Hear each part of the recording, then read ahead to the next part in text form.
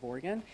And what you heard today is some really dedicated Oregonians who are bringing a variety of perspectives to the challenges that are in front of us, which is how do we, frankly, get out of our own way, build on our assets, and have economic growth across the state. The presentation that we had shows that there are challenges and that the job of this council is to come back to me with very specific actions on ways that we can build on the good foundation here and actually have economic growth, grow our economy, grow our GDP, help our workforce, and really be competitive with states around the country. We can't just rest on our laurels here. We have to be competitive, and the council's going to chart that path with us. So thank you. I'll take some questions. Christina? Yeah, Republicans claimed that the transit bill question was put on the primary rather than the general election to avoid having it be on the same ballot as your election. Is that true? The legislature is in charge of that entire topic. It's going to be determined by what they want to do and what the Constitution says, and they are making decisions on their own. But as a Democratic Party, I mean, you guys are, you talk to each other. You're deciding this as a leader together as well. Well, again, it's up to them, and what is key is that voters are going to get to vote on this. So is it a no then? This was not intentional? I have said, I've been asked this a couple times. Sometimes I'm maybe too focused on the here and now, but right now my major concern is the fact that we have about a $300 million budget hole in the Oregon Department of Transportation. What was passed last year is not happening, so my job right now is to figure out in a bipartisan fashion to fill that budget hole. And I've had at least 3 meetings now with legislative leaders, bipartisan meetings, to say, how do we fill that hole? I'm concerned on the here and now that our agency will be here a year from now, maintaining our roads, plowing our highways during the snowstorms, and all the things they need to be doing. So that is what I'm focusing on, not what happens with the reform. Yeah. Is it a yes or a no, though? Is the Democratic Party focused on that election, and are they trying to avoid having that question? The legislature is looking at the Constitution and making sure that we can move forward as quickly as possible. Heather? On the presentation that we saw today, not a glowing endorsement for the state. You kind of touched on it a little bit in your remarks just now, but can you speak a little bit more about, frankly, the depressing numbers that we saw? Yeah, those are hard numbers. And I think what you heard from folks in the council as we were going around is that this is a very important moment for the state. Parts of our state are doing well. And when Portland is struggling, it affects the statewide numbers. We have to be intentional, we have to be strategic, to be competitive, and to get out of these doldrums that are coming at us, right? Those numbers are not good. We know that, and the folks at the table know it, and they are very smart, constructive people who are going to help us figure out how to get out of this challenge. Jim? The announcement to move the vote to May comes on the heels of you trying to, or saying that it should be repealed altogether. That can't happen, so people need to vote on it. So what's your response to people who say that you don't want to be on the same ballot as this gas tax vote? To be honest, I don't give that a lot of thought. Like I said, I am focused on what the challenge is in front of us right now here in the state, which is that we have an Oregon Department of Transportation with not enough funding. About $300 million has to be figured out. And so I'm sitting down with Republicans and Democrats to figure that out. And we need to move to a longer term conversation about how we actually fund our roads and our bridges and the investments we need in the state. But with all the twists and turns with the session and then the special session, what kind of message does this send to Oregonians now with this push to possibly move that vote up earlier as they're trying to figure out what to do with transportation? Well, I think transportation is a nonpartisan issue. We all know that we need our roads to function, our bridges to be safe, and we need our roads plowed if there's a snowstorm. That takes a state agency that has to be funded. So I'm trying to figure out how we get that done. All the choices and all the decisions that were made last year, that is last year's news. Right now, we're going into session. We need to be able to fund a Department of Transportation. And I was clear, we need to reset, repeal. That conversation of last year is over. We need to redirect current money to fund an agency in our state that will actually provide transportation services. And we have to figure out what we're going to do next. We need to rebuild, figure it out. I will be convening a group to talk about what happens in 2027. I'm going to bring experts like the council here, bring folks together and say, how do we come together, unlike last year, and build an investment package for transportation for the next decade? Nigel? Governor, you've been aggressive with executive orders at times on project labor agreements, on greenhouse gas emissions. So, I mean, this panel could give you 3 or 4 things right now. You could do them today, as you have done in other policy areas. So why not act with the same kind of urgency on economic issues that you've acted on labor and environmental issues? I think the type of transformative change that we're going to need to make, and what this council is going to recommend, is going to take an on-ramp, right? We have smart people from different sectors saying, here are the things we have to do. I suspect and hope that they will be giving me a set of options that are both administrative, statutory, new laws, but what can we do now as state agencies? What kind of laws do we need to change? And what other new investments might we need, either small or large, to help grow businesses here in the state? What are other states doing? Can we match some of that? How can we be more competitive? That's not something you can do in a couple months. They have until June to give me a set of recommendations that will get fed into the next budget that I will be building by the end of the year. That will help inform what we do in 2027. This is going to be a multi-year effort, and so we want to set it up right, set it up in an effective fashion that we can be successful, and that's going to take a little time. So they don't have a lot of time, but 6 months is going to go fast, and they have a lot of work to do. In terms of bill, Nigel. We are entering a couple budget cycles where it's very possible we will be kicking people off of healthcare, slashing funding for schools, and you are talking about some initiatives that are likely, as you said, new investments, spending money to help businesses, whether that's cash grants, tax breaks. Those are often the kinds of things we see. Obviously, we don't know, but how willing are you to make those choices, and how do you sell that to Oregonians who you're saying can't have healthcare, but we're going to help these businesses grow because in the future, maybe they bring in jobs, and that maybe helps our economy? Well, I just want to remind everyone, when we got through the legislative session last year in June, we had a balanced budget until the Trump administration changed the revenue structures, demanded changes in programs, and then said we should pay for those changes. So we have a big budget hole, right? Sure. So it's a challenge, not of our own making. I think we'll get through that. I think lawmakers are setting up the right conversation. And I'm going to do everything I can to make sure people do not lose essential services.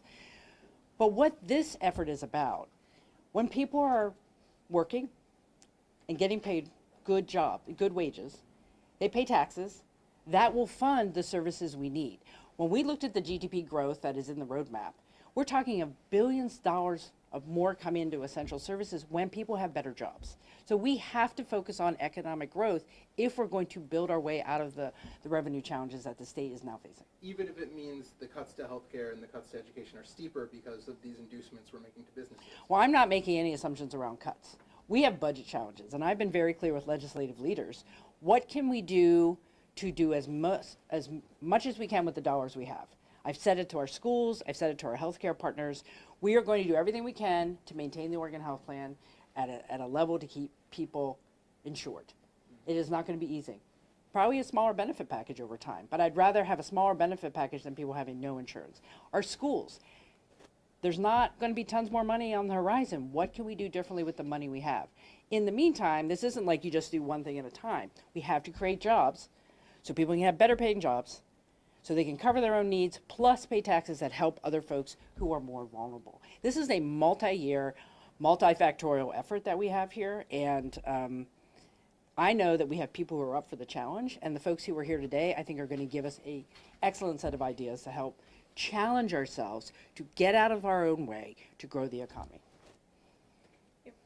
Governor, in the prosperity roadmap that was referenced earlier today, it lists one of the items there, a desire to explore tax changes to then spur job growth. Can you expand on what type of tax changes you're expecting to see recommended out of this committee, and how would that play into this? I want to be careful not to get ahead of them. I don't have any predetermined destination, but we do know from other states is that they have targeted tax incentives or tax breaks that can be effective. And we have some here in our state as well. We just don't have a lot of them. So instead of having big ones, how do we get a set of targeted ones that by sector can make changes? And this group's going to give me that advice that we can hopefully bring into the 2027 session. So potentially tax incentives or tax breaks on the business corporation side of things, but when it relates to the presentation we just had, talking about the highest tax rate for individuals, nothing on that side of things that you're expecting? You know, we'll have to see what they come up with. You know, we are very income tax dependent here in the state, and it would be unlikely that there wouldn't be some recommendations around that. Carlos? Hi, Governor. Over here. I feel like when you first entered office, you were very clear about your top 3 priorities, Yeah. right? But I feel like in the last 6 months, I've heard you mainly talk about transportation, federal policies, and now the economy and helping businesses. I know there's a lot of priorities, but you're only one person. What would you say are your top priorities right now? Well, I think as a leader, you have to be responsive to changing context. Certainly, with the election of President Trump and what he has done with the federal-state partnership, it has definitely impacted my work. My main priorities are still the same. We need to house people and build more housing. If you are seeking health care for a mental health or addiction, you should have the care you need. And our schools have to be getting better outcomes and more success for our students. That's not going to change. But underlying and connected to that is an economy that works, to pay for those services, to make sure that people can afford the housing they have while we also build more housing that is more affordable over time. So to me, those are all related. And you know, transportation is one of those items that comes up perennially. We still have to deal with it. But I would say housing, healthcare, education, and our economy are all interconnected for the growth and livability of our state. So that's where I'm going to be focused. And here's what I would also say. I am only one person, but it is really important to bring in the private sector. This Prosperity Council has some really incredible leaders. We were very strategic about how we put this table together. Just a couple days ago, I've also set up an advisory committee to look at our data center policy around the state. Data centers create economic growth. They also take a lot of water. They're taking electricity away from other growth. If we're going to grow manufacturing here in the state, which is one of the things we need to do, they need to have reliable, affordable energy. That is in direct conflict of what's happening with the data center growth. We have to have balance. So those smart people in that advisory group are going to tell me how we can also deal with that issue as well. Sean? Hi, Governor. In response to your comments in December at the Oregon Business Convention, a leader of the leading Latino group in the state mentioned that immigration was not mentioned at all significantly during then. I did not hear any talk of immigration enforcement today either significantly. Is that something you're thinking about when you think about small businesses and businesses in general and the impact that workers, service workers who build many of these businesses from the bottom up are going to be experiencing? I appreciate the question around our immigrant communities.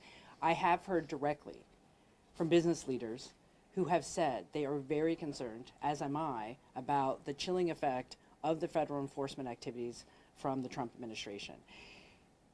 It is dampening business activity around the state. We have folks in the ag sector in particular who are very worried about the folks who are part and parcel to their success, and we are a large natural resource industry state, and we need to have consistency with workers. This isn't really an immigration issue at the end of the day. This is a approach by the federal government to go after people by what they look like. Our brown and black communities are being systematically harassed by the federal government under the guise of immigration reform and immigration enforcement. It is hurting our economy. It is hurting businesses. And so while we didn't talk about it today, it is an underlying issue, I think, for everyone. We cannot understate the impact of what the Trump administration is doing to create uncertainty and fear and instability in our communities. And while we're going to work hard to try to push back on that, that is going to be there until there's a new administration. Time for one more question. Dirk or Christina? You gotta choose. We can flip a coin. I don't know. Christina, you go ahead. thank Then you. I'll go back to Dirk, and that'll be done. Yeah. Okay, thank you. With the failures of the transportation bill, how do you feel that is reflective on your leadership, and do you think it will impact your chances at re-election? Here's what I will say. I work hard even if mistakes get made or things don't go right. If you sit there and just complain about, well, that didn't work well, that's not my job. My job is to say, like, okay, let's put that behind us. Let's get to the solution. And I think I would say to Oregonians, if you expect your elected leaders to always get it right, you're going to be disappointed. But what you need from your elected leaders is persistence and a can-do attitude, which is what I'm bringing back to the transportation conversation, because we can't walk away from the discussion. We have to solve the problem. Okay, can you clarify what you mean by repeal at this point? When you said it earlier this month, it was repeal all of 3991. Now we're just talking about pieces of it, the revenue-raising pieces, but there's still these other pieces that are going to go into law. So it's been confusing to me what you mean by repeal. Do you just mean the revenue pieces, or the whole? Would you like to see the whole thing? Like, lawmakers could repeal the pieces that aren't up for a referendum. It's a great question. So the way I've looked at it, and maybe repeal wasn't the best word, but it is about a reset. Last year, we all worked really hard. A bill was passed. Oregonians said, no, we want to vote on it. That is a fine conversation to have. But we need to start anew. I've said to the Republican leaders in particular, I don't want to relitigate everything that happened last year. I want to make sure we can all come together now and solve the ODOT budget problem that is in front of us. Because you know as well as I do that your communities need to have safe highways and road maintenance and all the things we need to have. So we are focused on the budget right now. So I think about more of a reset. Here's the other issue about the bill that was passed last year, and we can all debate about it. There has to be money to implement that bill that was passed in the special session. Even though parts of it are getting referred, I've said to people, it's like, I know you want the other things in there, but they also cost money. And right now, until we get a pathway to find $300 million, we can't fund the weight mile modernization. We can't fund the road user task force recommendations. Those things cost money. And right now, our agency is on a life support. We have people leaving, we have massive vacancies, and a lot of uncertainty for people who have been committed to this state to provide transportation services. So for me, I just want to start clean, start fresh, and get the budget situation solved, and say, okay, 2027 is right around the corner. We need a different conversation about transportation investment because we are not where we need to be in building our transportation infrastructure. So that's full repeal.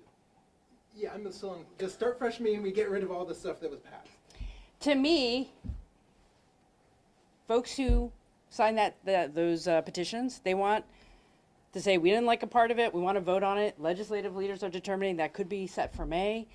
I want to move forward. The sooner that conversation is dealt with, the sooner we can move forward, because 2027 is going to happen very quickly.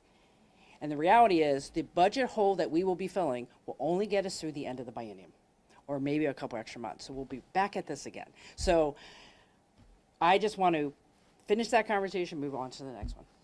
Adjourned. Thanks. Everybody. Danielle says hi, Heather. Oh, hi, Danielle. Really appreciate y'all being here.